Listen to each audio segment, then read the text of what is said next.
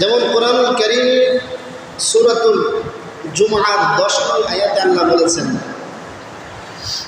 ফাইযা কুদিয়াতিস সালাত ফান্তাশিরু ফিল আরদি ওয়াবতাগু মিন ফাদলিল্লাহ ওয়াজকুরুল্লাহা কাসীরান লাআল্লাকুম তুফলিহুন। আল্লাহ বলেছেন, ফাইযা কুদিয়াতিস সালাত, যখন সালাত সমাপ্ত হবে, নামাজ শেষ হবে, নামাজ আদায় হবে, ফান্তাশিরু ফিল আরদি, তোমরা জমিনের মধ্যে ছড়িয়ে পড়বে, ওয়াবতাগু মিন ফাদলিল্লাহ আই ওয়াবতাগু মিন রিজকিল্লাহ, আল্লাহ তাআলার দেওয়া রিজিক তলব করার জন্য, অন্বেষণ করার জন্য জমিনে ছড়িয়ে পড়বে। ওয়াজকুরুল্লাহা কাসীরান, আর বেশি বেশি আল্লাহকে স্মরণ করবে। তো করলে কি হবে? লাআল্লাকুম তুফলিহুন, সম্ভবত আশা করা যায় তোমরা সফল কাম হবে। এটা হলো এই আয়াতের সাধারণ তর্জমা, সাধারণ অর্থ। আসুন আমরা এই আয়াতের একটু ব্যাখ্যায় যাই। এই আয়াতে কারিমের মধ্যে আল্লাহ তাআলা প্রথমে দুটি বিষয় বলেছেন। কেউ যদি এই দুটি বিষয় মানে, তাহলে পরবর্তীতে আল্লাহ আয়াতের শেষে সফল কাম হওয়ার ঘোষণা দিয়েছে। মানে এই দুটা বিষয় কেউ মানলে সে ব্যক্তি সফল কাম বান্দাদের অন্তর্ভুক্ত হবে। সফল সফল বলতে আমরা অনেক সময় বুঝি যে এই লোকটার ঢাকায় বাড়ি আছে, লোকটা সফল। এই লোকটার ব্যাংকে 1 কোটি টাকা আছে, 10 কোটি টাকা আছে, এই লোকটা সফল।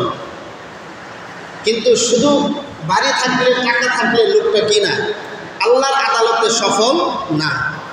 দুনিয়াতে যদিও দেখা যায় সফল। যেমন অনেক মানুষ আছে দুর্নীতি করে কোটি কোটি টাকা কামায়। পিওনের চাকরি করতো, 400 কোটি টাকার মালিক, আপনারা শুনছেন। তারপরে গাড়ির ড্রাইভার, 1200 কোটি টাকার মালিক, দুর্নীতি করে করছে। দুনিয়ার মানুষ তাকে মানে বাহ্যিকভাবে যে যদিও দেখা যাচ্ছে সে সফল, তার জীবনকে সে গুছায় নিছে, আখের গুছায় নিছে, কিন্তু আল্লাহ তাআলার কাছে পরকালে এই লোকটা চূড়ান্ত বিফল। সফলতার কোনো সুযোগ তার জন্য আখেরাতে নাই। কারণ সে যত লোকের হক নষ্ট করছে, সব লোকের হিসাব দিতে দিতে তার জীবন শেষ। তো সব কিছুর হিসাব আখেরাতে দিতে হবে, এই বিশ্বাস আমাদের আছে না? যাদের এই বিশ্বাস নাই, আখেরাত বিশ্বাস করে না, তাদের ব্যাপার ভিন্ন।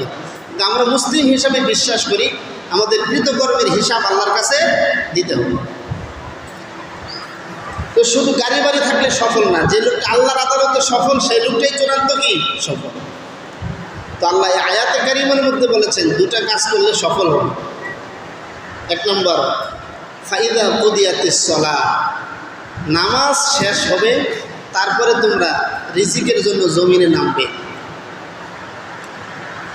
মানে আল্লাহ বুঝাইলেন যে তোমরা, তোমাদের জন্য আমি যে জমিনে রিজিক দিয়েছি, সেই রিজিক অন্বেষণ করতে হলে আগে নামাজ আদায় করতে হবে। নামাজ আদায় করা ছাড়া জমিনে রিজিকের তালাশে নামলে রিজিক পাওয়া যাবে ঠিকই, কিন্তু আল্লাহর হুকুমের লঙ্ঘন হবে। আমার কথা বুঝতেছেন? আল্লাহর হুকুমের লঙ্ঘন হবে। এখানে আল্লাহর হুকুম হচ্ছে আগে নামাজ, তারপরে কি কাজ। তো কেউ যদি নামাজ না পড়ে জমিনের মধ্যে রিজিক তলব করে, চাকরি বাকরি ব্যবসা বাণিজ্য করে, তাহলে সে আল্লাহ তাআলার এই হুকুমটা অমান্য করেছে।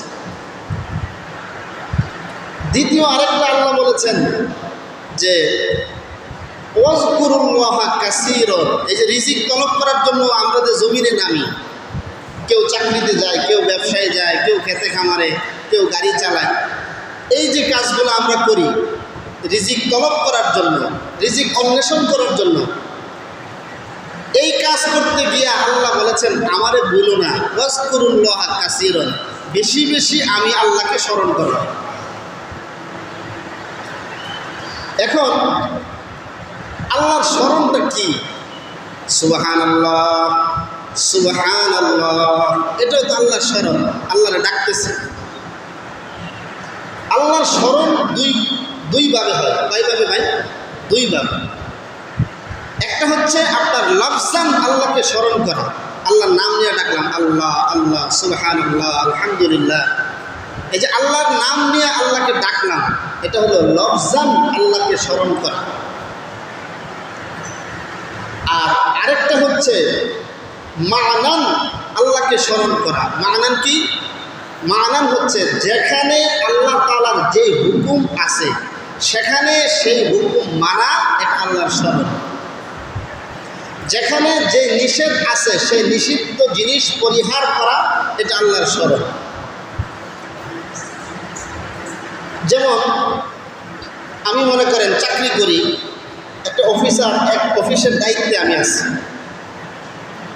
এখন এই জায়গায় আমার জন্য আল্লাহর স্মরণ হচ্ছে যে ঘুষ নেওয়া যাবে না, এটা আল্লাহর বিধান। কেউ যদি ঘুষ পরিহার করে না নেয় তাহলে সে আল্লাহকে স্মরণ করছে, এটা আল্লাহর স্মরণ। ওয়াজকুরুল্লাহ, আল্লাহকে স্মরণ করো যে এই জায়গায় রবের কি হুকুম আছে। এখন মনে করেন অফিসার টেবিলে বসে বসে হাতে তাসবিহ একটা নিয়া পড়তেছে, সুবহানাল্লাহ সুবহানাল্লাহ সুবহানাল্লাহ পড়তেছে, আবার ফাইল সই করার জন্য বলে 5,000 দাও 10,000 দাও, ঘুষ খাইতেছে। এখানে টাকার কোনো লেনদেনের কথা ছিল না, তো এক হাতে সে লফজান আল্লাহকে স্মরণ করতেছে, কিন্তু সে আবার ঘুষের লেনদেন করতেছে। তাহলে সে প্রকৃতপক্ষে আল্লাহকে স্মরণ করে নাই। তার জন্য এখানে প্রত্যেকটা মানুষের জন্য আল্লাহর লফজান স্মরণ তো সবসময় থাকবে। আমি একজন মুমিন হিসাবে সবসময় আল্লাহর মহত্ব গরত্ব দেখে বলবো সুবহানাল্লাহ আলহামদুলিল্লাহ, আল্লাহকে ডাকবো। কিন্তু এই যে অফিসার যে চেয়ারে বসে আছে, টেবিলে বসে আছে, তার জন্য আল্লাহর স্মরণ হচ্ছে কি, যে এখানে ঘুষ নেওয়া আল্লাহর বিধান হচ্ছে হারাম, সুতরাং আল্লাহর বিধান মান্য করা, ঘুষ না নেওয়া, এটা হচ্ছে জিকরুল্লাহ, এটা হচ্ছে ওয়াজকুরুল্লাহ, আল্লাহর স্মরণ। ঠিক আছে না ভাই? আমি ব্যবসা করি, ব্যবসার ক্ষেত্রে দেখতে হবে আল্লাহর বিধান কি আছে। ব্যবসার ক্ষেত্রে আল্লাহর বিধান হচ্ছে তুমি পণ্যে ভেজাল দিবা না, খাদ্যে ভেজাল দিবা না, ধোঁকাবাজি করবা না, মিথ্যা কথা বলবা না, ঠিক না? এখন যদি আমি একজন ব্যবসায়ী হই, ব্যবসা করতে গিয়া ওয়াজকুরুল্লাহ আল্লাহকে স্মরণ করি, তাহলে আল্লাহর স্মরণ হবে, মিথ্যা কথা বলা যাবে না, খাদ্যে ভেজাল মিশানো যাবে না, তারপরে আপনার পণ্যে ভেজাল দেওয়া যাবে না, মানুষকে ধোঁকা দেওয়া যাবে না, এটা হচ্ছে আল্লাহর স্মরণ। এখন অনেক মানুষ দোকানে বসে বসে ডিজিটাল তসবিহ হাতের মধ্যে লাগায় টিপে সুবহানাল্লাহ সুবহানাল্লাহ সুবহানাল্লাহ, কাস্টমার আসলে 3 নম্বর জিনিসটার 1 নম্বর বানায় বিক্রি করে, আছে না নাই বলে? তাহলে তো এটা আল্লাহর স্মরণ হলো না, লফজান আল্লাহর স্মরণ হয়েছে, মানান আল্লাহর স্মরণ হয় না। তো আল্লাহর স্মরণ মানে কি আমি আপনাদেরকে বুঝাইতে পারলাম? যেই জায়গায় আল্লাহ তাআলার যেই হুকুম আছে সেই জায়গায় আল্লাহ তাআলার সেই হুকুম মানা, এটা হচ্ছে আল্লাহর স্মরণ। এখন যারা নাকি আপনার অফিসে বৈশা দুর্নীতি করে, তারা আল্লাহর স্মরণ করে না, আল্লাহর বিধান থেকে মুখ ফিরে আনে। যারা ব্যবসা করতে গেছে, ব্যবসার মধ্যে কি আল্লাহর স্মরণ আছে, আল্লাহর কি বিধান আছে, সেই বিধান থেকে যদি মুখ ফিরে আনে, মিথ্যা কথা বলে, ধোঁকাবাজি করে, তাহলে সে কি করে নাই? প্রকৃতপক্ষে আল্লাহর স্মরণ করে নাই। এখন আপনার লফজান আল্লাহকে স্মরণ করা, সুবহানাল্লাহ আলহামদুলিল্লাহ আল্লাহু আকবার, এই লফজান আল্লাহকে স্মরণ যদি সে টেবিলে বৈশা, ব্যবসা প্রতিষ্ঠানে বৈশা যদি আল্লাহকে স্মরণ না করে, তার জন্য এটা হারাম হবে না। যে তুমি আজকে ব্যবসা প্রতিষ্ঠানে বৈশা 100 বার সুবহানাল্লাহ কেন বললা না, এই জন্য তোমার জন্য এটা হারাম হয়েছে। বিষয়টা কীরকম? একবারও যদি সুবহানাল্লাহ না বলে হারাম হবে না, একবারও যদি আল্লাহকে স্মরণ না করে হারাম হবে না, লফজান স্মরণ না করলে হারাম হবে না। কিন্তু যদি সে ব্যবসায় বৈশা মিথ্যা কথা বলে, ধোঁকাবাজি করে, তাহলে এটা তার জন্য কী হবে? হারাম। তাহলে আপনি এই যে চেয়ারে বসা আপনি ঘুষ নেওয়া আল্লাহর বিধান ছিল হারাম, আপনি এটা মানলেন না, তো আপনি কি করলেন? হারাম কাজ করলেন। এই জন্য আপনি চেয়ারে বসে সুবহানাল্লাহ করার দরকার নাই, দেখতে হবে আমি এই চেয়ারে বসছি করে আমার এখানে আল্লাহর কি বিধান আছে, এই বিধান মানা, ঠিক না ভাই? এই জন্য যখন আল্লাহ তাআলার যে হুকুম আছে সেই হুকুম মানা, সেই হুকুম অনুযায়ী চলা, এটা হচ্ছে জিকরুল্লাহ, এটা হচ্ছে ওয়াজকুরুল্লাহ। এজন্য আল্লাহ বলেছেন ফাইদা কুদিয়াতিস সালাত, নামাজ শেষ হবে ফান্তাশিরু ফিল আরদ, জমিনে রিজিক তলবের জন্য ছড়িয়ে পড়বে, রিজিক অন্বেষণ করতে গিয়ে আমাকে ভুলবে না, ওয়াজকুরুল্লাহ কাসীরান, আমাকে স্মরণ রাখবে, যেখানে আমার যে বিধান আছে সেই বিধান মানবে, তাহলে লাআল্লাকুম তুফলিহুন, আমি আল্লাহ ঘোষণা দিলাম, আশা করা যায় তোমরা দুনিয়া এবং আখিরাতে সফল কাম হবে। বলুন সুবহানাল্লাহ। এতটুকু কথা কি সবাই বুঝছেন ভাই? তা আমরা আমল করার জন্য চেষ্টা করবো তো ইনশাআল্লাহ। যে কাজ আমি করবো সেখানে আল্লাহর কি হুকুম আছে সেটা আমরা ফলো করব। আল্লাহ আমাদেরকে তৌফিক দান করুন, আমিন। এখন যদি আল্লাহর স্মরণ থেকে আমি মুখ ফিরাই নিই, মানলাম না, ব্যবসা প্রতিষ্ঠানে আমি ধোঁকাবাজি করলাম, মিথ্যা কথা বললাম, তারপরে আপনার অফিসে বসে ঘুষের লেনদেন করলাম, সুদ খাইলাম, তো আল্লাহর হুকুম মানলাম না, ক্ষতিটা কি হবে? কুরআনুল কারীমে আল্লাহ তাআলা বলেছেন, আল্লাহ তাআলা বলেন ওয়ামান আ'রাদা আন যিকরি ফাইন্না লাহু মাঈশাতান দানকা ওয়া নাহশুরুহু ইয়াওমাল কিয়ামাতি আ'মা। আল্লাহ রাব্বুল আলামিন বলেন ওয়ামান আ'রাদা আন যিকরি, যারা আমি আল্লাহর স্মরণ থেকে, আমার বিধান থেকে যারা মুখ ফিরিয়ে নেবে, ফাইন্নাহু ওমান আ'রাদা আন যিকরি ফাইন্না লাহু মাঈশাতান দানকা, আমি আল্লাহ রাব্বুল আলামিন তাদের দুনিয়ার জীবনকে সংকীর্ণ বানিয়ে দেব। দুনিয়ার জীবন সংকীর্ণ। ওমান আ'রাদা আন যিকরি ফাইন্না লাহু মাঈশাতান দানকা, যে আল্লাহর স্মরণ থেকে মুখ ফিরিয়ে নেবে আল্লাহ তার দুনিয়ার জীবন সংকীর্ণ বানায় দেবে। দুনিয়ার জীবন সংকীর্ণ মানে কি? অনেক ব্যাখ্যা, সংক্ষেপে বলি, দুনিয়ার জীবন সংকীর্ণ মানে হচ্ছে যে সে তার অল্প দিনের হায়াতের জিন্দেগিতে অনেক কিছু করতে পারবে না, বরকত পাবে না। অনেক মানুষ আছে না, আপনার 20 বছর বিদেশ থাকছে, 20 বছর বিদেশে থাকার পরে কিছুই করতে পারে না, আছে না এরকম ভাই? আবার অনেক মানুষ 5 বছরে বিদেশ থেকে অনেক কিছু করছে, এরকম আছে। এটা একটা উদাহরণ দিলাম, অনেকে বিদেশে গিয়া ইনকাম করতে পারে না, তার তকদির, ভাগ্য, একটা উদাহরণ দিয়ে বুঝাইলাম। তো আল্লাহর স্মরণ থেকে যদি মুখ ফিরাই নিই আমরা, আমাদের এই অল্প দিনের জিন্দেগিতে আমরা বেশি কিছু করতে পারবো না, না দুনিয়ার জন্য না আখিরাতের জন্য। আর যদি আল্লাহর স্মরণ অনুযায়ী জীবনযাপন করি, কোনখানে আল্লাহর কি বিধান আছে, তাহলে আমার হায়াতের অল্প জীবনে আমি অনেক কিছু করতে পারবো।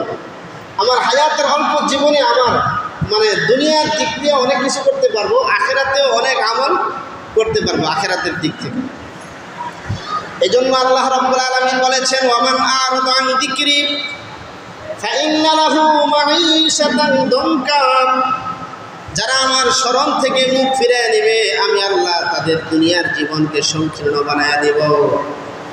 শুধু দুনিয়ার জীবন নয়, ফাইন্না লাহু মাঈশাতান দানকা ওয়া নাহশুরুহু ইয়াওমাল কিয়ামাতি আ'মা, আমি আল্লাহ তাদেরকে কিয়ামতের ময়দানে অন্ধ বানায় উঠাবো। বলেন নাউজুবিল্লাহ।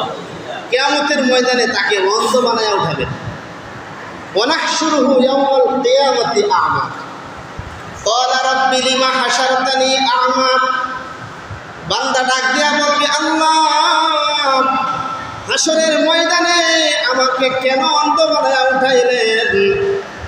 ক্বালা রাব্বি লিমা হাশারতানি আ'মা ওয়া ক্বাদ কুনতু বাসীরা, আল্লাহ আমাকে কেন অন্ধ বানায় উঠাইলেন? আমি তো দুনিয়াতে অন্ধ ছিলাম না, দুনিয়াতে তো আমার চক্ষু ছিল, আমাকে আজকে কেন অন্ধ বানায় উঠাইলেন? বান্দা বলবে আমার কেন অন্ধ বানাইলেন, আমার তো চোখ ছিল দুনিয়াতে, অন্ধ তো ছিলাম না। ক্বালা রাব্বি লিমা হাশারতানি আ'মা ওয়া ক্বাদ কুনতু বাসীরা, قالت كذلك أتتك آياتنا فنسيتها وكذلك اليوم تنسى আল্লাহ তাআলা বলবেন, দুনিয়াতে তুমি একজন অফিসার ছিলে, সেখানে আমার বিধান আসছিল ঘুষ না খাওয়া, আমার বিধান তুমি মানো নাই, এই জন্য আমার বিধান থেকে যেরকম তুমি মুখ ফিরিয়ে নিয়েছ, আজকে হাসরের ময়দানে আমি রব তোমার থেকে মুখ ফিরিয়ে দিয়েছি। বলেন নাউজুবিল্লাহ। বন্ধ বানায় উঠাবেন, প্রশ্ন করবে, আল্লাহ বলবেন যে তুমি যে চেয়ারে বসছিলা সেখানে ঘুষ না খাওয়া এটা আমার হুকুম ছিল না, তুমি তো আমার বিধান থেকে মুখ ফিরিয়ে নিয়েছি, আমার স্মরণ থেকে মুখ ফিরিয়ে নিয়েছিলে, আমার বিধানকে ভুলে গিয়েছিলে, এই জন্য হাসরের মাঠে আমিও তোমাদেরকে কী করলাম, ভুলে গেলাম।